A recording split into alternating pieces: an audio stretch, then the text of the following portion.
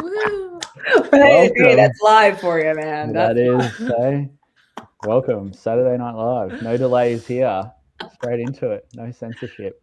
Unfiltered. And filter, baby. We're keeping it real. Keeping it real. So happy to be here with you guys. Yeah. I know. It's been a while. It's been a moment. Welcome to everyone tuning in. As always, we'll give it a moment. I'll post this on our YouTube channel as well. We have a Design Unfiltered YouTube channel, and all previous episodes live there, which hopefully is really handy. Some great episodes, some great little bits and pieces we've cut out of episodes and put on there too. It's a really handy reference point. You can fire one up, play it in double time, get some insights. That's always handy. We can sound like we're on helium, you know? Yeah. Love that. Maybe just to mess with people, we will do an episode where we do use helium so that when they do speed it up, only your dog can hear it. Oh, God. And your cat. But yeah, we are stoked to be here. It's been quite a summer. We had an amazing in-person summer event, IRL, on the MasterCard rooftop. We'll put a video out of that in the coming days. We just have like a little video cut of it, just a highlight reel. But it was such a great event.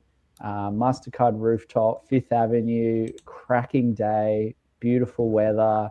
Will, Randy, and Jess were our speakers. Erica moderating, did a phenomenal job. Your questions were fire. They were so good.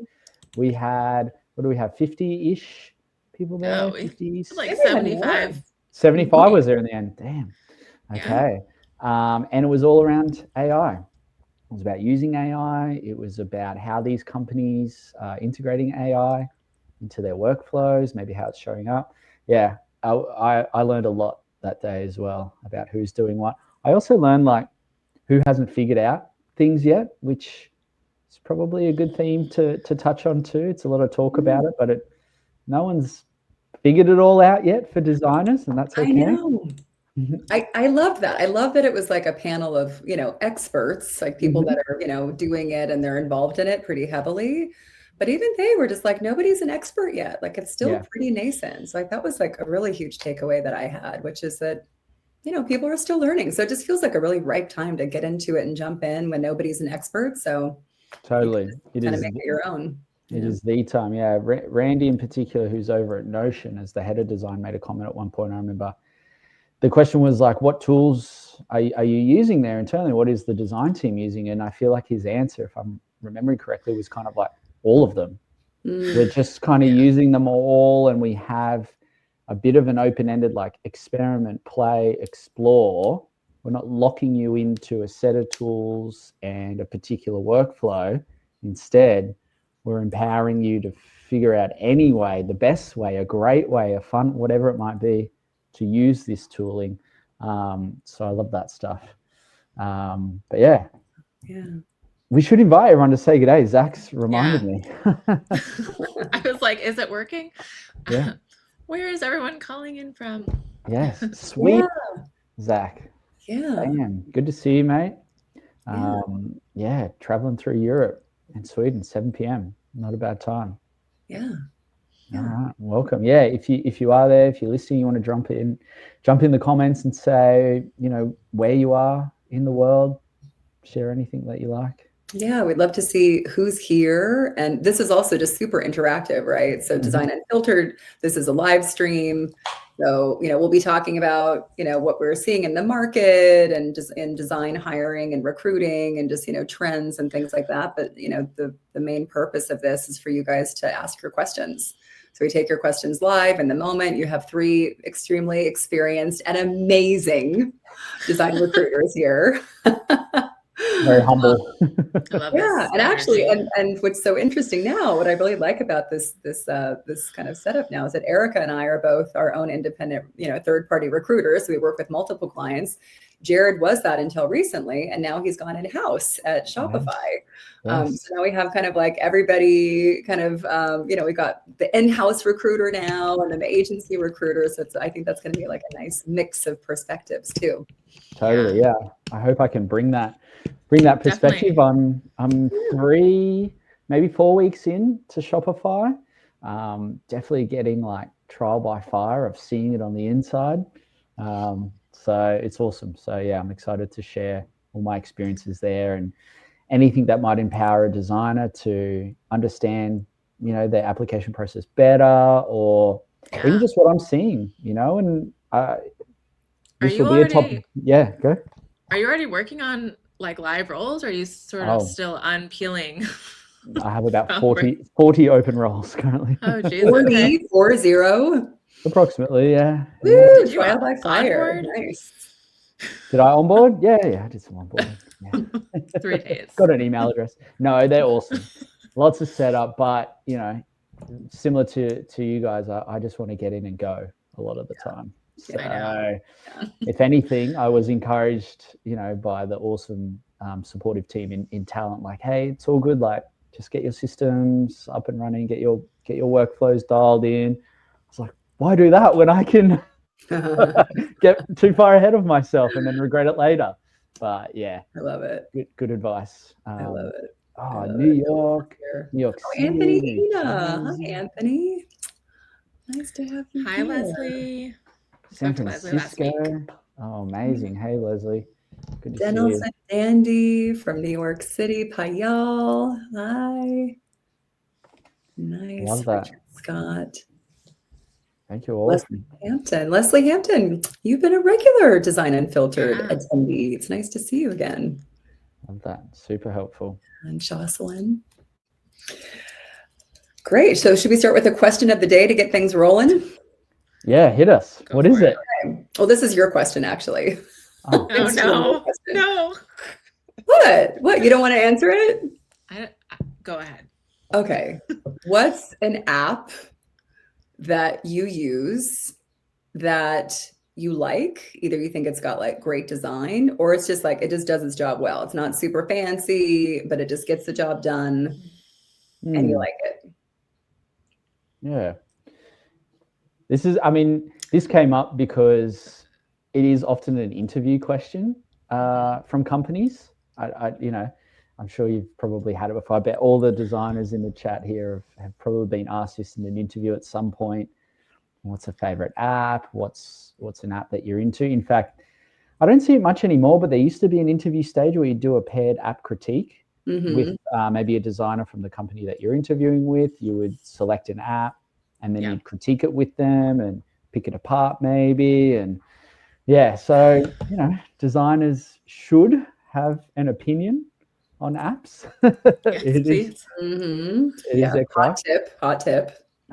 But it got us thinking a little bit too. I personally was having a moment of trying to think, what do I think is my most like visually fun app, aside from maybe functionality or me trying to get something done? I was trying to think like, do I have an app on my phone that I think is just like stunning? I look at it and go, oh, who designed this? I want to look this up. This is badass.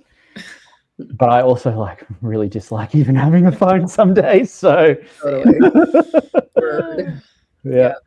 So I tried to arrive at that one. For me personally, some of the aesthetics that I really like, I would say Cosmos, I think, is one, which is for lack of a better explanation, a bit of a Pinterest-esque style app, an inspiration kind of app, a creative app of going through and saving and creating folders and things like that of things that inspire you. So I think it's pretty slick. A good old classic is VSCO, the camera app. Visco, some people call it, or VSCO. It's you can use it to either take your pictures or you can edit. It's famous for a lot of its filters, and it's more plays into like more film photography style. So it's not like a Photoshop per se, but it's more like applying filters and making things look classic and other sorts of stuff. But it's always had a great design. But personally, over the last little while, I feel like it's gotten a little bit more confusing to use.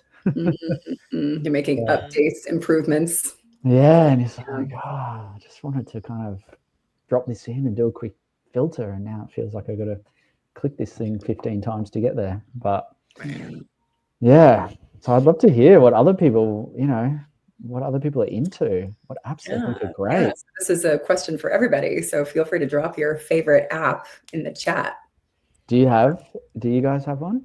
Anything you're vibing on the spot? I can say Yeah. I've been looking for fitness apps Mm-hmm. lately, and I've done a lot of trials and such. I really like doing my own like training in my own gym, like without classes and such. Um, so one that I really like actually is Ladder.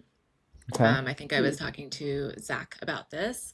It's just really easy. Like the sign up was really like seamless. I think I was able to sort of explain Mm-hmm. what I had in my gym to access, and then kind of what my goals were. And then I think the Nice. biggest thing is it, you know, integrates with my watch. And then also, if I'm doing an exercise, like my music can sort of dim, I guess, Okay. quiet, Mm-hmm. quiet, whatever Mm-hmm. it is. Yeah, I And I can gotcha. hear like what I'm supposed to be doing, and then it kind of goes back. So I just think it was like really well thought out. And they also, I can, um, I don't know, it's a widget. So I added it to my home Mm-hmm. screen on my phone, and it's Mm-hmm. a whole calendar. So it's really like motivating me to not skip a day.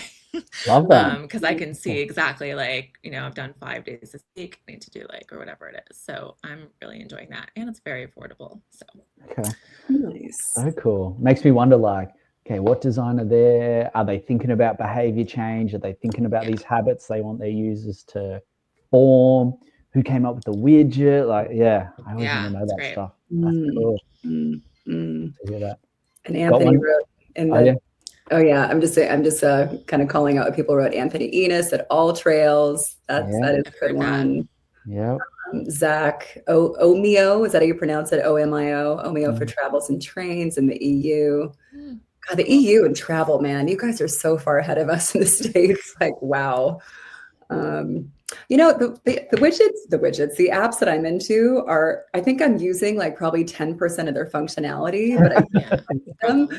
They're like biometrics ones. So there's one called Fasty, which is I'm experimenting with intermittent fasting. I actually did a 36-hour fast this weekend. Wow. Thank you. I know, which I didn't think I could do, but I had to like tear through my taxes on Saturday. And I Jeez, was that's the so worst. focused and I was like cleaning out drawers that had been junk drawers forever. I was like, okay, it's like a natural like methamphetamine, apparently. Yeah. It's like pretty amazing. So this is the Fasty app. So it's just showing Okay. you like how long Nice. your eating window is. So I'm doing like 16 hours fasting, 8 hours feeding Mhm. window. Isn't that just a terrible thing? I mean, like cattle in a barn. So that one I like. And then there's also one called Try Dry, which is it tracks how much you're like drinking alcohol. Ah. And so, I'm You don't not, have to show us that one. No, I'm just kidding. I know there's lots of sober days in there. Okay. But what I like about it is if like it just helps if I'm just like, okay, like maybe I just want to like limit it to like once or twice a week, and then it's like a really easy way to see what I'm doing. And it's just very motivating, like to see all Yeah. that yellow there and you're like, oh, I'm killing it. And then my workouts are better. And anyway, Sleep. it's just, Love that. There's a healthcare sort of thing that we're all doing, it seems like. Yeah. Yeah, that's true. It's nice to remind, just to appreciate this great design, like what goes in to designing these products. Yeah, it doesn't go unnoticed. Yeah, totally. That we Especially if know. they help your life in like a significant way and like even like a subtle way, but it's just something that you can use daily or regularly. Like it just ameliorates your life. Totally. Yeah. Where do we feel design's at right now? What's happening? Let's catch people up. It's been a couple of months since we have been on this, but we've been all heads down working. The work has continued. Yeah. But yeah, any sentiments, any feelings on the market, on the industry right now? Yeah. I mean, I'm happy to say or to start, I think that we've definitely had a switch, a bit of a major increase in hiring for design. I'd say 6 months ago, 12 months ago was quite a different story. I obviously hang out in the very early startup world, so I'm definitely seeing every refresh I do. There's someone else is hiring, or another hiring manager is posting to their network they're hiring multiple roles, that they're doing headcount. So I do feel like we're in another big burst, which is great. But I do also recognize that it's quite difficult still for some people who've been out of work for a long time, and I think we can talk about like some of that later.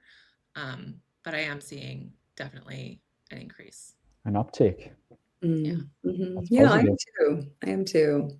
I think a good measure of health is like how much inbound I'm getting. So as a third-party recruiter, a lot of what we have to do is like new business and reaching out to potential clients and introducing ourselves, or, you know, word of mouth is obviously the best way to do it. But if we're getting referrals to us, or people just like finding us and coming to us without being prompted, that's always a nice thing. Yeah. And I think shows like a good amount of health. I also think that the roles that are coming to us are paying pretty nicely. I feel like there was a time when, like a year ago, when things were a lot leaner, that I felt like the jobs that were coming in were maybe paying a little bit below market. A lot of them had design exercises attached to them. So when it's a down market for designers, I feel like the clients will sort of do some things that maybe they couldn't necessarily do when it's a really right market for designers, right? So, you know, for instance, 2022, which was such a right market for designers, the designers were just having their pick of the litter, and they were getting like 5 or 6 offers at once. You know, there was just all those speed bumps that were a barrier to entry to get somebody over the finish line were just pretty much dissolved in a lot of cases, or for clients that were just, you know, reading the market correctly. Yeah. So I'm seeing they're still there. Like, you know, we have a mix of clients that do have it and some that don't. But we're seeing a little bit of a downtick in that, I would say, which is I think generally positive for the market. What else?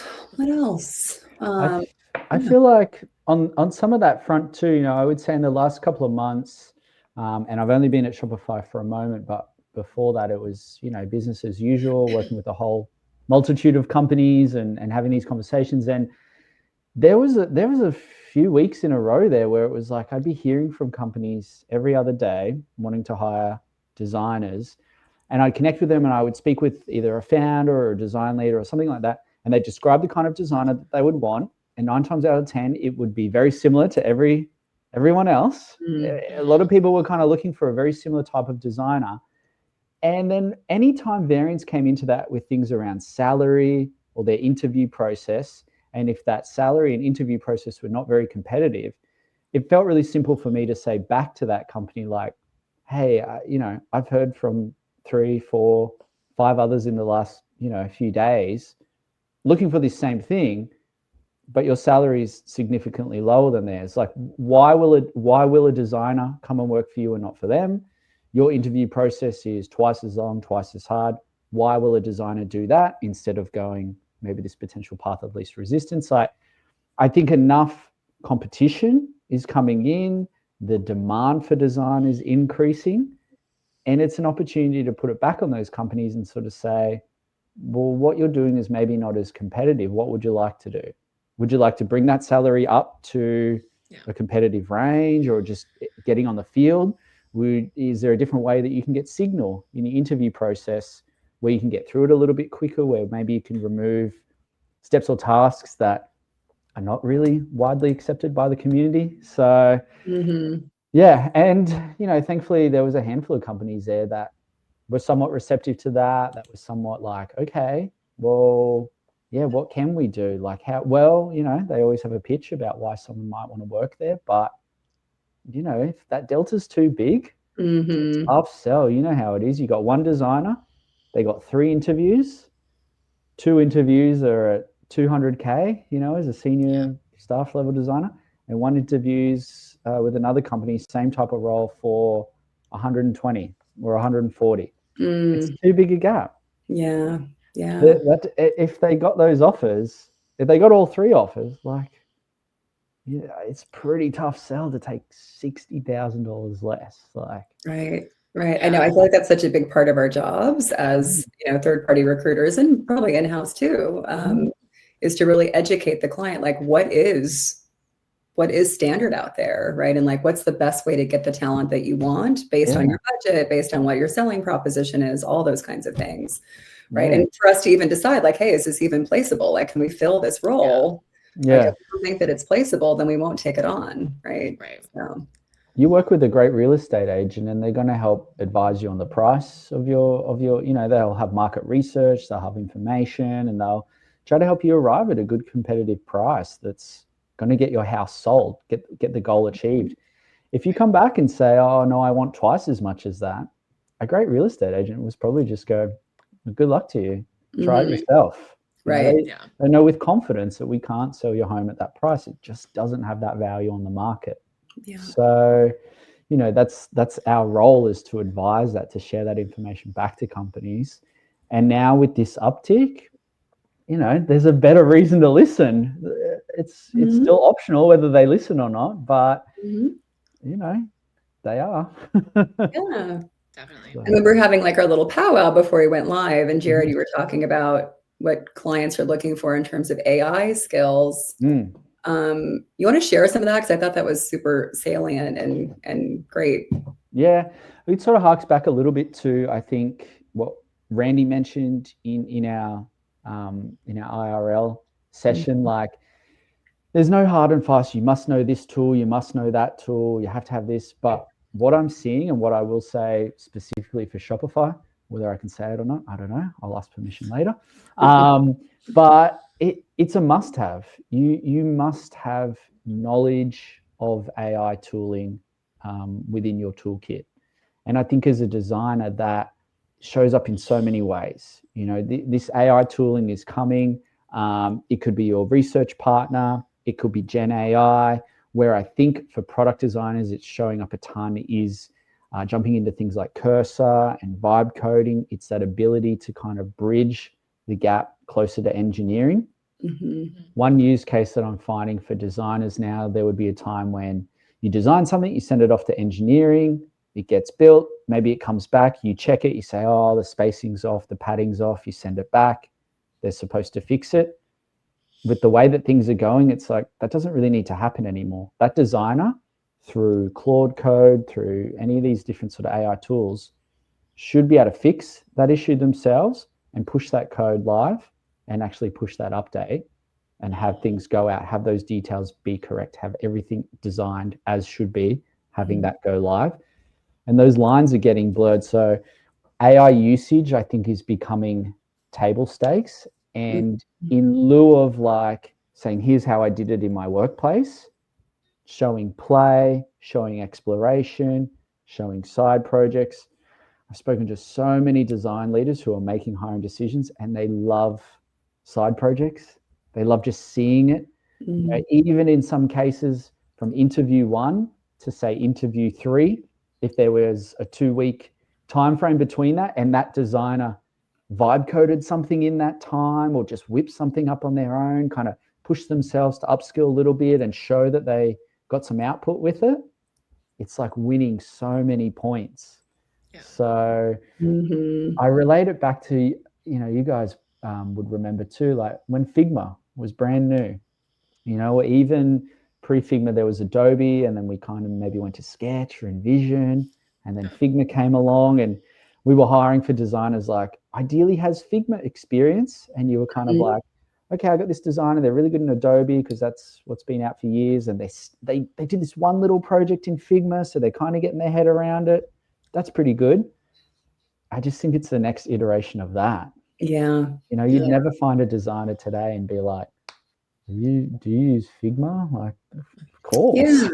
Yeah, right. I think certain companies have a certain level, like they have different levels of maturity and how they use AI on the inside. Yeah. But even the ones that are looking at AI as being like an aspirational thing that they want to kind of use more in their process will look at candidates and be like, well, maybe we don't need somebody to be like that expert. Not that anybody is an expert, but we just want to know that they're curious. Yeah. Right? Like we want to know that they're like, they know that this is the cutting edge. They know this is table stakes. And so they're getting in there, they're getting their hands dirty, they're experimenting, they're playing, like just like making themselves more marketable.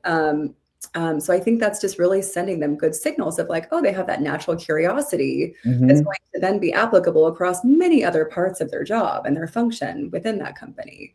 So again, nobody's expecting anybody to be an expert. Like No, nobody's an expert yet, right? no. Which I think is an incredibly exciting This is the time, right? best time It's to be like, a beginner. Yeah. yeah, like, I mean, I'm going to date myself here, but back in the late 90s when I got involved in tech, nobody really knew what design was. Like people would use like, Quark or like Dreamweaver. Yeah. Like, these are like old school programs, and people just kind of like bluff their way into these design jobs at these startups, these .coms, and they learn on the job. And then now they're like the grandfathers and the grandmothers like of the industry. Like they're the thought leaders because they just kind of saw that opportunity and jumped in and did it. So I think we're in a very similar place, which is really a great opportunity for people that are hungry and want to jump in. Yeah. Yeah. Lean into your curiosity and play with it. It's it's warranted. It's regarded, I think. Yeah. It shines through big time. I Yeah. see a quick question here from Monica around any thoughts on why the market might be seeing an uptake? That's an awesome question.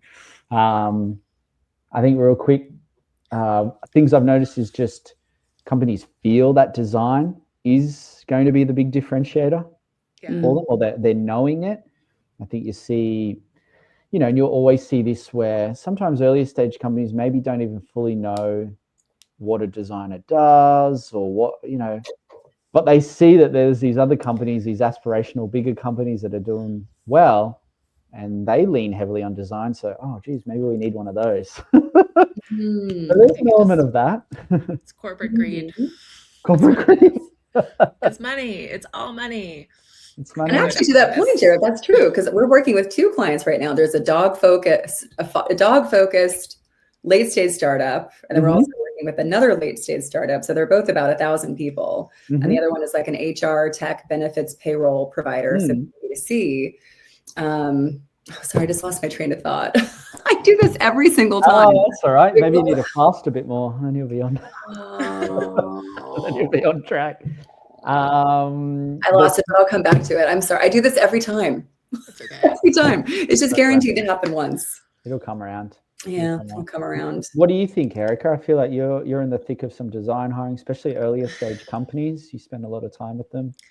I mean, it's cyclical, right? Like this happened in 2021. Like there was a massive uptick for design. I think now we've got these tools. So companies are recognizing, wow, we need someone with amazing taste. We need somebody with these skills. And even like what you just said is kind of doing some of the engineering work. So I'm curious, are they hiring engineers still if you can push code forward yourself?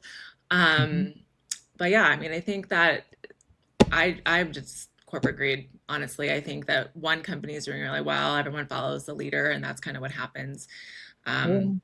It's similar with layoffs, right? One goes down, the rest goes down too. So, and I think someone also asked in here too, like, are we seeing design leadership uptick too?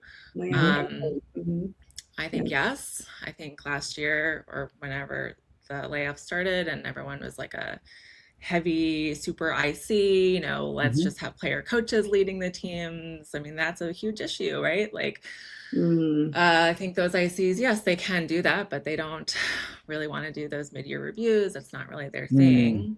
I think everyone needs to have leadership. And I think finally that is coming back. I do think people need that guidance. Yeah. And I remember what I was going to say, and that completely ties into what you just said. So yay, got it. Yay. Both of those companies that I described, they hired their first ever VPs of design like about a year ago. There you go. Yeah.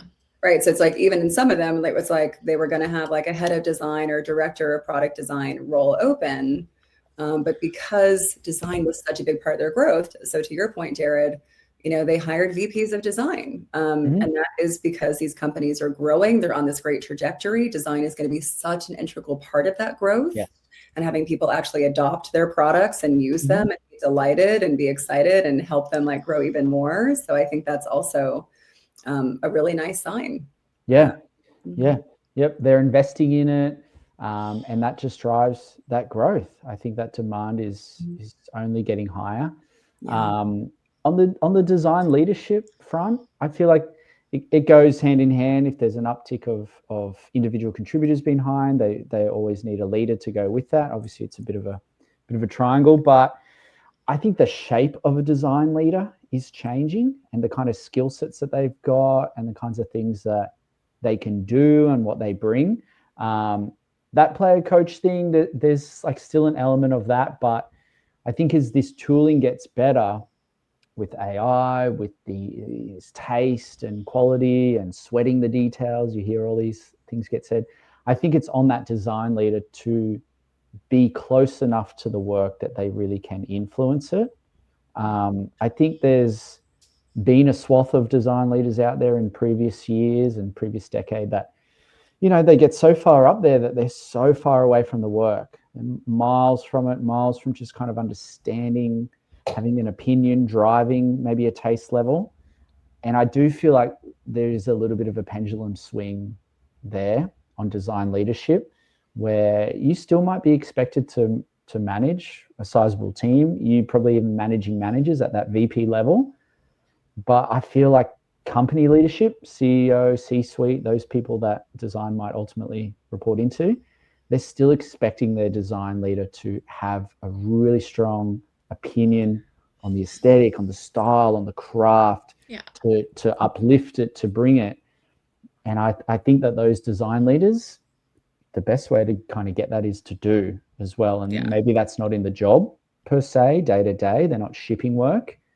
But I'll say I spoke with some design leaders here recently who very senior levels, and they don't have a ton of time to do the work per se, but they're finding somewhere in there to be as skilled as their team on AI tooling. Because they feel it's like, hey, my team is really onto this, and it's my job to kind of ensure that we have this high bar. I kind of need to be onto it as well. And that I think that comes back to the curiosity DNA, this desire to always kind of be keeping up and driving oneself. And design leaders, I think they need to keep up in that regard too now. Mm-hmm. Well, right. They have to have credibility with their team, and they also have to inspire their team too, right? Yeah. It's like if the team is looking at this person's portfolio and it's less than inspiring, how can they be encouraged to do their best work? So yes, also seeing a very big emphasis on not only design leaders having beautifully crafted portfolios, but also really across the board, like with all of design, not just design leadership, but really, IC level roles, mid, senior, lead, including for roles that are maybe more B2B or SaaS focused. Like there's a real push for like kind of consumer level experiences within the B2B or even internal tooling space. So I feel like portfolios that are tending to go over well are ones where there's a good amount of visual signal that this person can do visual UI. Doesn't have to be from scratch. You don't have to be like a branding person or like come up through graphic design necessarily, but somebody who really has that taste and that level of craft that even if they're using a design system to bring in that visual design, that they can do that really well. Yeah. You've really got to kind of show that you've got a good handle on it, I think. And I spoke to a designer this morning who I think has had a phenomenal career and worked at great places and really liked their work. And he was kind of the first to me. He said, oh, maybe not that designer that's doing like this mind-blowing, flashy stuff. My personal style, he was saying it's a bit more minimal, it's more subdued, but it still was so clean and so neat, the aesthetic. And I still think it doesn't, sometimes we say visual and people think, oh, I'm just not a flashy designer, and I want to remind it doesn't have to be flashy to be visually great. It has to, it functions well, it is clean, it's inarguably a beautiful representation of just, it doesn't have more than it needs, maybe it is minimal, but you can still be that way without having to be over the top flashy, I think. Totally. Oh my gosh. I was repping a gal who's a design ops leader. So she's not even designing anymore. She came out of that. But her portfolio was gorgeous and she didn't have any screens to show. It was just her use of typography and color and like white space and just the composition of it all. It was just so beautifully done. It's Mhm. like, wow, this person is obviously sending so many signals that like they understand like the very basics and fundamentals of design and can put together something beautiful, even if there isn't any like work there. You know, there's Yeah, numbers and metrics and all the things that are snazzy that people want to see. But yeah, I thought that was really cool. that's such a great point. You know, designers know better than us. Like design can make you feel a way. Mhm. You know, there is so much to it, and the same goes for your portfolio or your deck. Make people feel good looking at it. You know, you can even in a neat and minimal way, it can actually make the person feel good that's looking at it. So Mhm. What do you And I think guys? sometimes people that are like wanting to go into, people that want to go into management or they are managers are like, well, if I have this really beautiful portfolio full of beautiful work, how do I get across that I'm actually a leader and that I manage and that I'm not just an IC? And I always tell people like, hey, like maybe you can have a section of your portfolio that's like my management philosophies, my management yeah, successes, and actually have a segment in there. Because it's kind of like Yeah. if you're swinging for the fences and you want that, or you do that and you want to continue to do that, that has to have some real estate in your portfolio to like have that be in the person who's looking at your works consciousness of like, oh, this person is like they're self-branding as a leader, and I'm understanding like what they're, you know, how they operate as a leader, like they're saying leadershipy things. yeah, So I think that can be a good way to do that. yeah, Yeah. definitely. What were you gonna say, What do you Erica? guys? Oh, I was just Yeah. gonna ask about like portfolios. Mm-hmm. I feel like I'm seeing a really big uptick in Framer right now, but Oh yeah. do you guys have a specific, I don't know, what would you say? We've talked about this before, but I'm Mm-hmm. curious now. Is there anything that Shopify likes to see, for example? Yeah, I'm never I'd never have a preference with it, and I think a lot of the team doesn't either necessarily, whether it's Framer or Vercel or Webflow or Yeah. I don't think that matters too much. I think what matters is first, is it like clean, neat? Like what are Yeah. you putting front and center there? The work itself, what am I seeing there? And then I will say a lot of the design leaders in the crew here that look for that taste, they'll want to see a personal project or two. So I think the thing with something like Framer or Webflow or one of those, like there's a lot of great templates out there for those products, and they give you a really great starting point. Yeah. But you want to put your flavor on it. If you take a template exactly off the shelf, which there are many that look really clean, and then you just plug in your content, your case studies, and change the name, the next designer that applies to the job as well could have the exact same template and the Yeah. same font and the same layout. And yes, the content itself is different. And that's where I think those products are great, but put your spin on it. Like, give me your flavor, find a way to manipulate it, to change the template, to tweak it to your style. Because otherwise, if I see three that are all the same, it's really hard to like one over the other, because it's sort of like, I want to know your flavor. Yeah. I want to know your taste. Totally. I think we ask So too much of people, though. I think we do. I think it's a Like, lot. I've got, I'm definitely going to ruffle some feathers potentially internally, but the chief design officer at Shopify made a comment about how designers present their work internally. And it used to be you would create a presentation, you'd create a deck, you'd present and pitch, here's my idea, whatever, and you'd get buy-in from the business, and you'd hopefully go off and do that project. And one of the comments was like, hey, we don't need to do that. Like, show a working prototype, show the ideation. Like, it can be a little bit more raw and rough, but using the tooling, we can actually see. It doesn't have to be the final perfect polished thing, yeah. which is often what a deck is kind of showing.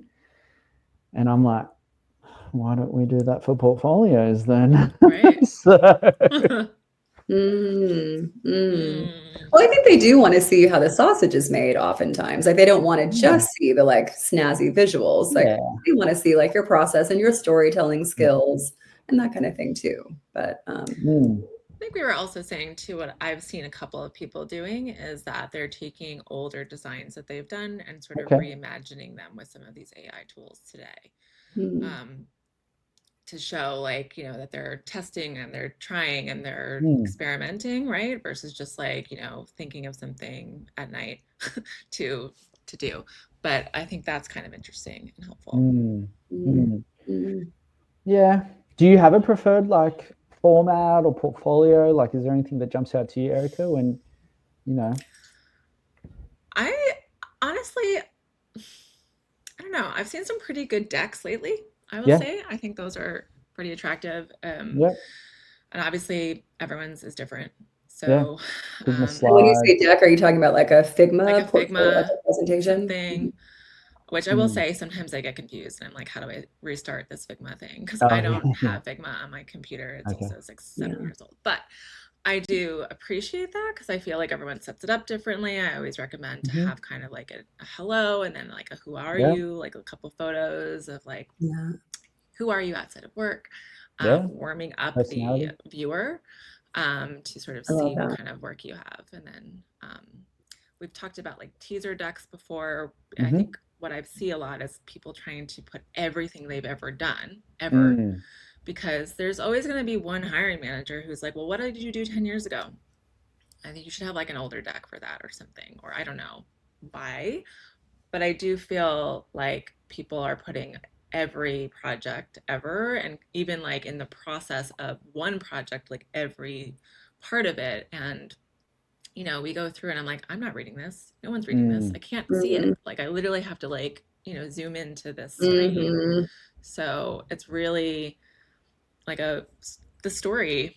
It's like, I don't know, cliche, the storytelling, but that's kind of like what keeps Yeah. me reading. And it's really clear. A lot of these hiring managers I'm talking to, they're like, oh, it's just really easy to understand like what the problem was. So just keeping Mhm. it really, go back to what KISS, keep it simple, stupid. Yeah. And that's Yeah. like the first thing we learn in advertising. Well, especially for UX designers too, it's like they want to know Yeah. that you can make the complex simple. So if your Mm-hmm. portfolio is like complex and people can't get through it, then it's like that's the whole function of UX design, right? It's like, can you Yeah. self-edit, right? Like nobody, I Yeah. mean, as far as from the work that we do with our clients, like clients tend not to be interested in work that's over maybe 6 or 7 years old, Yeah. it just doesn't tend to age very well. Sometimes, if it's like a super top snazzy brand, maybe it has aged well. I think it But also, yeah, I think what some people do this because that should be the stuff that you talk about in the interview, right? Like you should have maybe a deck for like the more in-depth part, um, versus because we're just, no one's reading. I'm just gonna be honest, like we're not reading Yeah. it. No. But we yeah, do want to see the process. yeah, I think the recruiter that we had on from Duolingo was talking about that. Yeah. It's like you have that kind of teaser portfolio that you Mm-hmm. send out. It's like the first outreach. It's very kind of like screen based, very visual, some Yeah. storytelling. But then when you're actually doing your case study presentation as a part of the interview rounds, then you'd have something more fleshed out. Yeah. Yeah. Yeah. Mm. I wanted to Yeah. address, so Yana in the Yeah. chat, mixed messaging. Initially, I had the kind of portfolio Joanne just described, no screens, but beautifully done. I got feedback from the hiring manager that while I clearly have design skills, I won't get far without examples of work. Another example is a variety of advice about following up on applications with messages. So the first part of that, so I think if you are, so the example that I gave was for a design ops person whose job it is to do the operations part of design, not to design screens. So that's why that portfolio made sense, right? But if you are a designer, absolutely, you have to show screens. You have to show your work. I always say it's really nice to have a hero image of like the final product first. So it's like you can see like, ooh, it's like, what you were saying earlier, Jared, like how that emotional connection to the work and makes me feel a certain way. It's like, oh, this is really nice looking. How did it get made? And then that's more of the storytelling of the case study. And then also Erica, I think you said something about like, there's so much stuff on the page. I've been seeing a lot of portfolios where the screen design is so small, like they're trying to pack so much in. So they're showing like 3 screens next to each other, but feedback we constantly get from clients is like, I can't see it. Right? Yeah. Like, I want to see the actual pixels. Like I want to see like what's happening. Because otherwise it's sort of a mealy mash. Yeah. Kind of get a sense of the design, but not really. But since your design is what you do, it's like really important to put that front and center. So Yeah. just wanted to clarify that. No, That's a good totally. point. There isn't a perfect portfolio for every single company you're not going to and please role. everyone. It just doesn't exist. I think it's important to take in certain information that will help that could be like table stakes as well, like things within your control.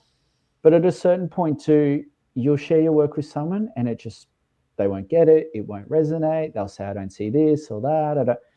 But then you could take that exact same thing and put it in front of someone else and they really do. Oh, I like this. Hey, you should come and interview with us. Like, there's no perfect thing.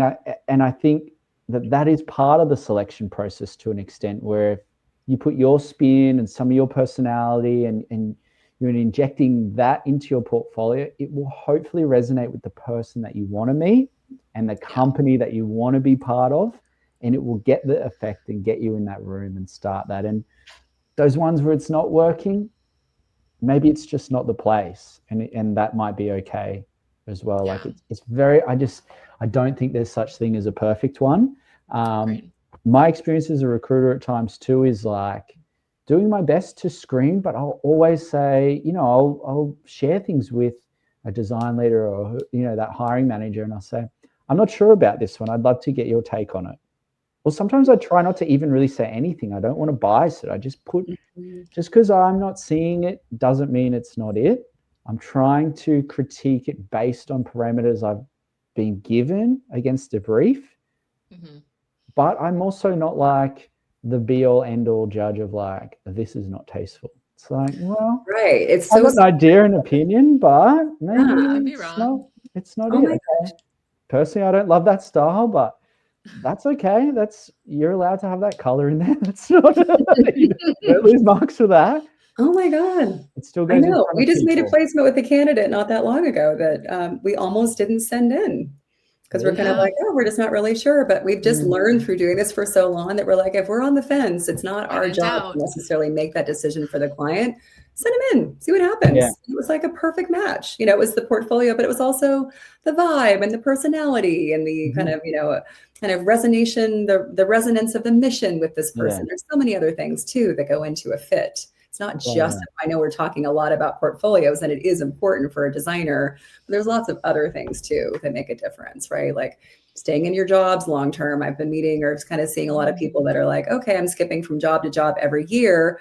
Makes you a little unhireable after a while, right? So it's like instead of, and sometimes it's, you got laid off and it's not your fault. Unavoidable. You have a lot of string of those sorts of things. You might want to mention it in your resume, like role ended because of, company-wide RIF in this year, or, 25% of the company was RIFed or whatever it might be. So it doesn't seem like you were singled out. But that might be another way of just kind of getting around that. But yeah, there's more to it than just that. Always. Monica asks real quick, as recruiters, how would you feel about visual heavy but no process portfolio teasers? Love them. It's all good. If the visuals are good and I get enough of a little signal of kind of what you did too, if I have zero context, it's a bit hard to go off, but I'm okay. If these things... Yeah, I think you could definitely do like visual heavy, no process in the teaser. I don't think your teaser should be longer than 15 slides, to be honest. I think we talked about like 12. It just but gets I think you in if the room. you do it, you should have like some sort of like metric too, like that this increased. What did you do? This was like right. What am I looking at? Like versus like the flows before that. Yeah. Exactly. And I'm seeing more and more like, okay, maybe you meet with a recruiter first, and then maybe, the next chat is with the design leader or the hiring manager. I'm seeing in that very first round, right from the get-go, like many times screen sharing and bringing up work. So you're maybe, that hiring manager say, oh, what sort of stuff you've been working on? Oh, let me show you. I'll bring up some of my stuff, like take you through a little bit of that. So you're immediately, it's not a portfolio presentation per se, but it is like an informal version, and you're digging in deeper on the work. So already the teaser has kind of served the purpose, and then it's moved out, and now you're going deeper. So those stages are happening really quick. So that teaser I think is totally fine if it gets you in the room, because you're going to be very quickly elaborating on it anyway. No one gets hired off of a teaser, but you get in the room so you can tell the rest of the story. Yeah. And Richard Scott is asking, is it possible to speak more to a portfolio teaser? So I think what we're describing here is that oftentimes people have two different versions of their portfolio. One is the teaser, which maybe isn't going as in depth with the case studies of all the process and the storytelling as much. And then, so that's kind of like, hey, here's my work, and kind of like a sort of dropping the handkerchief kind of way. Like, is this interesting enough for us to have a conversation? And then like the main portfolio is going to have probably at least 2 or 3 case studies, probably at least 3, I would say. That's my personal choice or my personal opinion, that describes more about the process, how you went, what were the metrics, the success metrics, although that should definitely be in the teaser as well. So it's just, and that could actually be the same. So for me, I think I might feel a little bit differently than you guys about like a portfolio that's only visuals. To me, if I see that, I actually think of that as being pretty old school. So that's usually what I used to see when people are only visual UI designers, and there really isn't a market or a very big market for people that do that now. So I feel like anybody who's hireable now needs to show some degree of UX thinking, a process of some sort of research involved. So in the teaser, the teaser, again, could be the same thing. You don't have to have 2 separate portfolios. I just want to make that clear. If your teaser is your longer case studies and it's 2 or 3 of those, and you're showing lots of visuals and screens through that, that's totally fine. You don't have to do more work and make the teaser. This time the teaser can just be like a way to, like, if you have your bigger case studies, you can pull out some screens, a little bit of process, definitely your metrics, your success metrics, a little bit about your collaboration, because collaboration is king. Everybody wants to know how you collaborate, if you collaborate, maybe some stories around collaboration, if it's brief. So I hope that makes it a little clearer. I think it's for also people who might have just like a lot of projects, right? Like you choose kind of the more recent ones and put a few slides in, right? Like a great metric here and that. And yes, I think someone asked PDF. It could be, it's definitely something that you email like a hiring manager or share, or say, hey, I just applied to this role. Like here's also whatever, like here's this. But if you have so many projects and you don't want to have a 75-page PDF deck, because I'm telling you, no one's going through that. That's kind of what I mean a little bit there. Yeah, I hear. Makes total sense. There you go. Thanks. And actually, you just touched on something that I saw as an earlier question, which is, what is our feeling on people dropping a message along to the hiring manager once you send in your application? I think it's a great idea. Yeah. I think it's even like super plus brownie points if you can say something really specific about that person, because everybody's an individual. Everybody wants to be seen. Even hiring managers, I think it's easy to think of them as like, oh, there's this faceless entity. They're part of this company, which is faceless. Like they have power over me. I want their job. But like, think of the hiring manager as a person and have empathy for them. And they want to be seen and acknowledged and heard too. So the more you can kind of be like, hey, like I saw that we went to the same school, or I see that we know so-and-so in common, or just something that's like, took the time to research them and they feel seen and appreciated, and that you're kind of in it to win it, and that you're taking the time to do that, I think is a really powerful way that's a powerful thing to include in that follow-up. Read some of their posts. If they're posting, if they're active on LinkedIn and they've talked about their car that they're building, Jared, mention something. I mean, I know that something like that would make me smile. Personalized, totally. I will say usually gets my attention if someone mentions something a bit more personalized. When they reach out, oh, okay, cool, thank you. And it's like, they're a real person, and it's not just some sort of like automated bot too, right? Which is like now becoming a differentiating factor, right? Totally. Dave asks, colors, what are you talking about? We don't know either. Black's a color. That's my favorite. So is it right? Same. Love that. I know, Zach, you're firing in a ton of questions. I can't keep up. What else? I don't know. Yeah, feel free to grab any. All in all, I think it's a really exciting time for design. I really do. I feel optimistic and positive about the opportunity for designers. I think it's a real evolution time of just this toolkit and the tooling and the way that designing is done. There is absolutely no chance that AI is taking the role of a designer.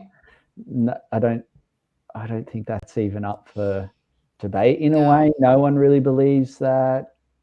Design leadership companies employing designers and teams of design, they know it's not possible. That's not how it works. But the way a designer works, what they need to bring to the table, the skill set that they've got, it's evolving a little bit, but it's to still be that designer. You know, and even as the tools improve, even as you know, Figma Make generating screens is a mess, but it's going to get better and better. That's the whole point of what people do. There's still so much room that a human needs to be in there to create a product that another human uses. So it's just, as designers, just keeping up with that skill set, keeping up with that craft. Anyone with a profession, for the most part, has to keep up with a craft, you know? So, and remember what happened at Duolingo when they laid off a bunch of their people thinking like, oh, the bots are going to do it. And then there were so many 1-star reviews. People got so upset. A lot of people were like, I'm deleting my app and I have a 3-year run. You know, like, oh no, my streak. Yeah, the streak is over. Yeah, it was your streak. Oh my gosh, I'm not aware of this. I Yeah. haven't used the app in forever. Yeah, okay. No, that was a big deal. There was That something was a else big- too recently. Yeah. Oh, I think I read this morning that Fiverr Oh yes, big layoffs just did a massive layoff to do AI. Oh wow. That'll be interesting. Okay, well, we're still seeing it out there, but for the design side of things, for all intents and purposes of this unfiltered chat, I do think it's a good time for design, and it's an opportunity to do great work, find companies that need designers, whether it's large or small or startup or contract, or there just is demand for it. I just am seeing it across every shape, form, size, scale. So yeah. And I think there's also like somebody posted on LinkedIn about there's an ad in the airport where it says our customer experience people or our customer service people are real people. It's a selling point proposition, right? So it's like being a human and bringing that empathy and bringing that ability to like synthesize research and make decisions around design and being strategic. Like I think those skills are becoming even more at a prime level, right? So I think those are great things to lean into. Absolutely. Yeah. At the end of the day, people hire people as well. When you're in these interview processes, when you're meeting teams, be yourself, bring yourself, find the people that you connect with big time. Yeah. Love it. Cool. We're going to keep things going on this, obviously, through to the end of the year with every couple of weeks, but we love having guests on. We love having people come and speak and join us. Other experts, more expert than us, in various fields. So if you have a suggestion, if you have an idea, if there's someone you'd like to hear from, if there's even like a particular profession you think might be helpful in your journey as a designer, we will find those types of people and we'll have them on. We've had other internal recruiters, like myself now. We've had career coaches. We've had company CEOs, founders, product leaders, all of this to try and give the audience these perspective, angles, insights, all this information that we want to know. It's like, let's get the source here. Let's ask them and let's hear it once and for all if we can. So, Does anyone you want to hear from or nominate? Please. Just drop us a note. We're all on LinkedIn. You can DM us anytime. We do have a Design Unfiltered LinkedIn, which you can follow. That's where we post these. And you can even put the person's name if you want to tag them like in this. So this will be posted on our Design Unfiltered LinkedIn page. So if you want to like reply in that chat and let us know, tag us so we can see it. Drop it in anytime. However you want to get to us, you can. But we're excited to bring some more guests and just be here for our community, talk about this stuff. I'm so eager to share. I'm on a journey. We're all on our journeys at the moment of what we're doing work-wise. So let's make it work for ourselves. It was so great to see everybody again. So thanks for joining us. Yes. Nice to see some names we've seen a lot before, and nice to see new people too. So we're going strong into the fall. So we'll see you in a couple of weeks. Same bat time, same bat station. You know it. Awesome. All right. Thanks everyone. Bye. Bye.